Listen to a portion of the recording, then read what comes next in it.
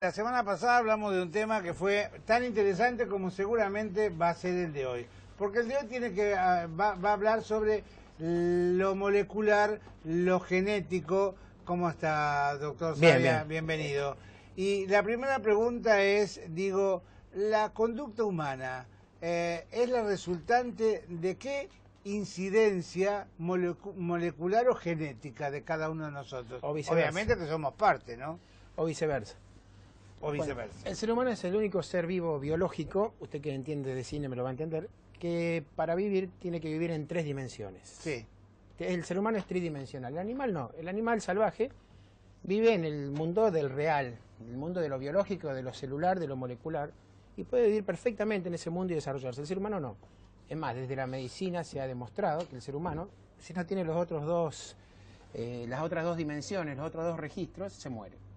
Uno de los reyes de Francia quiso hacer la experiencia terrible, hace varios siglos atrás, de agarrar a chicos recién nacidos y darle todo lo que el chico necesitaba desde lo biológico, comida, cuidados y demás, pero privándolo de todos los otros 2 registros. ¿Cuáles son los otros 2 registros? El simbólico, que es la palabra, el lenguaje, que sirve para comunicarnos a veces y otras veces no tanto, el registro de lo simbólico, y el registro de lo imaginario, de la imagen. El chico necesita ver imágenes, porque a partir de ahí se forma su propia imagen.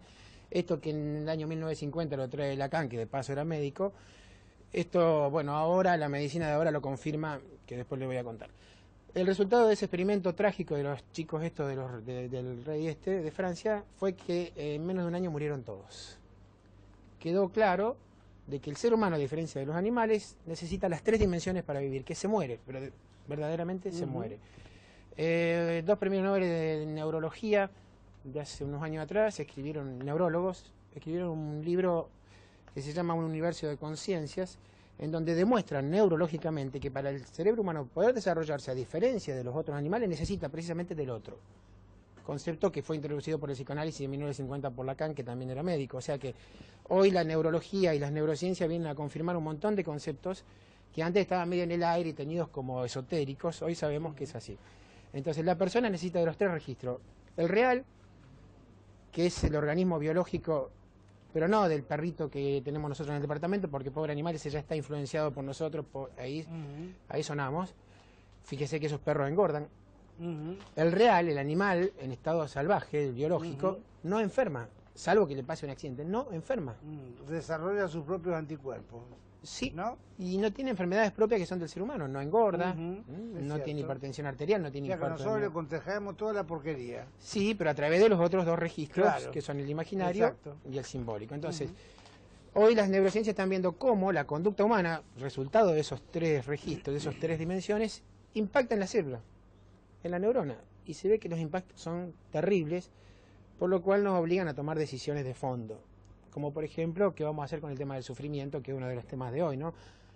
Hasta hace poco se creía que el sufrimiento nos hacía fuerte. Decían, uno sufre y se hace más fuerte. Bueno, había un viejo axioma que decía, es mucho más duro aquel que padeció sufrimiento.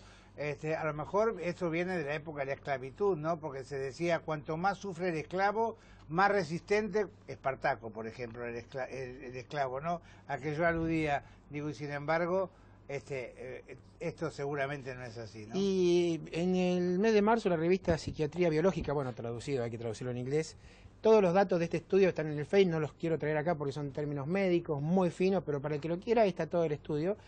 Ese estudio, que no tuvo mucha difusión, revolucionó la visión que teníamos. Ellos hacen una resonancia magnética de cerebro de personas y analizan, ellos usan el término adversidad. En la traducción es difícil qué quiere decir para ellos adversidad, pero para ellos quiere decir privaciones materiales y privaciones afectivas y maltrato físico y maltrato emocional. Ellos en el tema privaciones meten todo eso, es muy difícil a veces entenderlo. Todo lo que sea desarmonizante por una vida lógica y normal. Sí.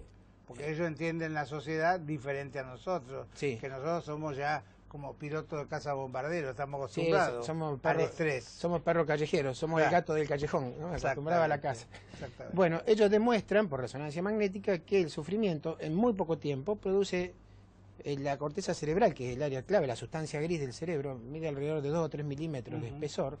Ellos demuestran que el sufrimiento produce muerte neuronal y deterioro irreversible. Irreversible, a eso iba. Y se afina la corteza cerebral nada menos que en el área prefrontal, que es donde están todas las funciones de autocontrol, de planificación, de fluidez verbal, de relación con los demás, de manejo de las adicciones, si se quiere, o de las conductas adictivas, con consecuencias irreversibles. Ahora, la pregunta, Gerardo, es, ¿todo sufrimiento que se hace a temprana edad tiene mayor incidencia que la que uno puede tener en la posadolescencia o en la adultez? Sí.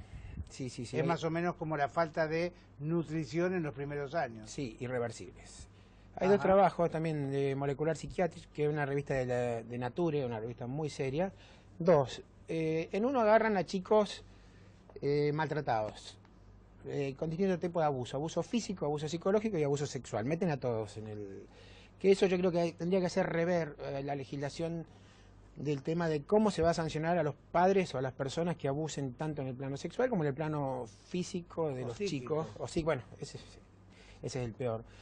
Bueno, se vio que había un aumento en estos chicos porque, bueno, en la adolescencia empezaba la depresión y el aumento de los índices de suicidio, entonces se lo empezó a estudiar.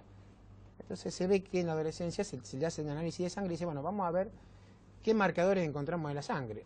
Y encuentran los dos marcadores más peligrosos, la proteína C y la interleuquina 6, que no importa, pero son marcadores de estado de inflamación general.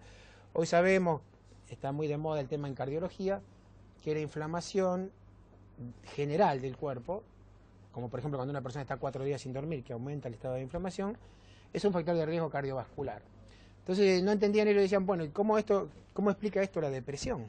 ¿Cómo se puede detectar? ¿Cómo se puede Análisis manifestar? de sangre. Bueno, pero perfecto, pero digo, aquel que todavía no tiene la información como para saber que con un análisis de sangre sabe que está desarmonizado. Digo, ¿hay algún síntoma que lo manifiesta para que uno en su casa diga, hay algo mal que no anda bien? No, pero bueno, eso en este caso fue porque ellos lo veían deprimidos a los chicos, entonces empezaron a analizar. Está bien. Entonces dice, bueno, en estado de inflamación general, ¿qué relación tiene con la depresión? No lo podían entender, porque eran deprimidos crónicamente y alto índice de suicidio, propio de la depresión en la adolescencia, ¿no? Entonces empiezan a analizar y veían que estos marcadores armaban especies de carreteras neuronales que facilitaban una circulación que antes de esto estaba prohibida y que en la persona normal está prohibida entre el cerebro, el sistema inmune y las glándulas. O sea, el cerebro estaría protegido del bombardeo permanente y normal del sistema inmune y las glándulas, y estos marcadores es como que abrían carreteras y el cerebro empezaba a sufrir con daño neuronal irreversible. Entonces, desde la medicina estamos viendo que el componente psicológico basado en estos 3 registros, en estas 3 dimensiones, hace daño. Desde el psicoanálisis habrá que ver cómo hacemos para que la persona trate de sufrir lo menos posible, porque también se sabe del psicoanálisis, desde Freud, que gran parte del sufrimiento humano no tiene que ver con el entorno, si bien una gran parte sí, un porcentaje muy importante no. Freud, bueno, en su momento dice, lo lógico, escribe el principio del placer, algo me produce placer, me acerco, me produce displacer, me alejo, pero después se da cuenta que no. Y él dice, ¿y por qué hay gente que sufre y se provoca el sufrimiento innecesariamente? ¿Es masoquista eso? No, es humano y está dentro de la conducta humana normal, lo que le llamamos el goce. Por ejemplo, el hombre que está en el casino gozando y disfrutando enormemente con la frecuencia cardíaca 140, cuando la bola de la ruleta está girando, ese es un momento de máximo goce. Cuando la bola ya cae, ya está bien eso, pero el problema es que si el día 5 del mes se gastó el sueldo, ya empezamos con el sufrimiento. Y ahí escribe más allá del principio del placer y se da cuenta que para el ser humano sufrir tiene sentido. Si bien no es bueno, y hay que tratarlo, para el ser humano tiene sentido sufrir, por eso vemos cosas que no nos explicamos. Voy a hacer una asociación libre porque hablaba del placer y tengo entendido que se descubrió, no sé si ahora o hace ya un tiempo, algo que tiene que ver con la dopamina D4, tiene que ver con... ¿apareció Supermacho ahora? No, apareció el hijo de tigre. Había una película que se llamaba Homo Eroticus Supermacho, lo que, digo, puede jugar en contra también, porque si... ¿Qué pasa con esta dopamina? Acá es al revés, acá desde lo real, desde lo neuronal, determinadas variedades genéticas influyen en la conducta. Se descubrió un gen, que ahora lo vamos a poner en un altar, que, bueno... Con vela y todo, Sí, porque en el cerebro tenemos dopamina, sabemos que la dopamina influye muchísimo en la conducta humana, pero hay 5 receptores de dopamina. ¿De qué manera inciden en lo sexual como para el altar? Buena pregunta. El receptor este que es el del D4, que va a ser a futuro, yo calculo que va a ser entre los hombres por lo menos venerado, y se hizo un estudio con estudiantes universitarios, primero se hizo en animales y después en estudiantes universitarios, en donde se veía que el que tenía mayor porcentaje de este gen, porque todos lo tenemos, pero uno lo tenemos en un 1%, otro en un 2% y otro en un 20%, los máximos del 20%, los que tenían un 19% tenían una conducta sexual totalmente distinta desde lo sexual, una erección facilitada, un aumento del deseo sexual, una conducta sexual de más avance. ¿No venden frasquitos?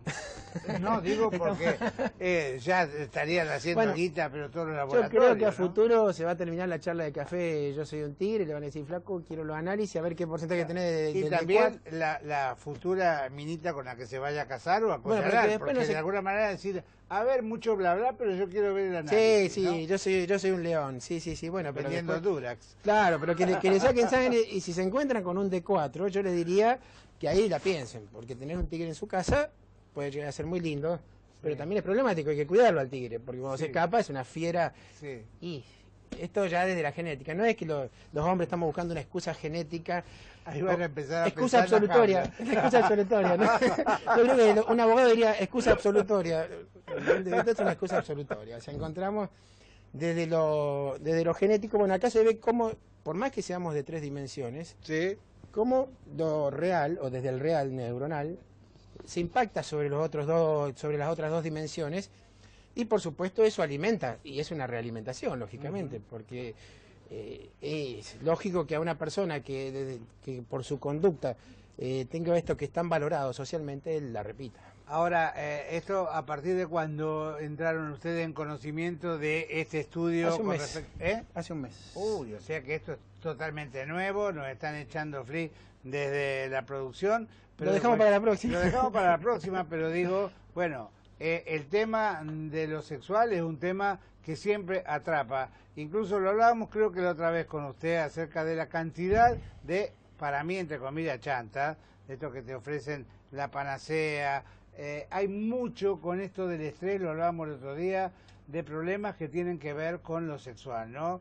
Falta de deseo, hay gente que tiene eyaculación precoz, que es un tema cada vez más frecuente.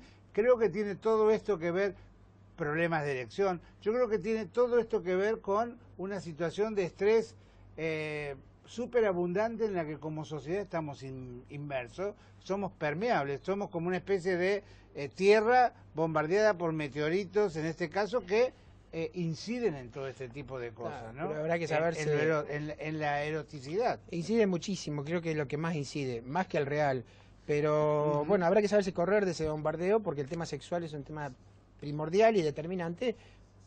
No me gusta hablar de salud mental, pero bueno, si se quiere, para la salud mental.